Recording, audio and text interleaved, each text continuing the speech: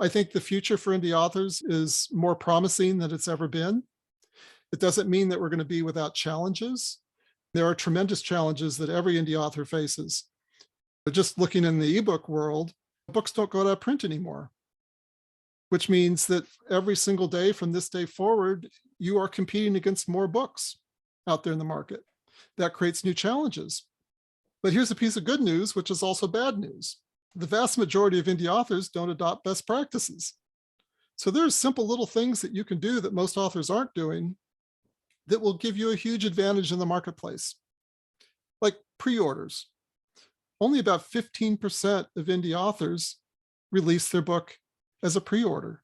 Yet when we look at the data, the authors who are releasing their books at pre-orders, when we look at like the books that were released over the last 12 months and the percentage of sales volume that went to new books released as pre-orders versus new books that were just uploaded the day of release, the pre-order authors are vacuuming up the lion's share of the sales, even though they only represent a minority of the books.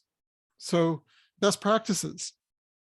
So I understand that it can be really intimidating for a lot of authors saying, oh, I'm competing against 2 million other books. And next year it's going to be 2.2 million or 2.5 million. And that can feel discouraging. But be encouraged that there are simple things you can do that just put you above the fray. Things like pre-orders, things like professional cover design.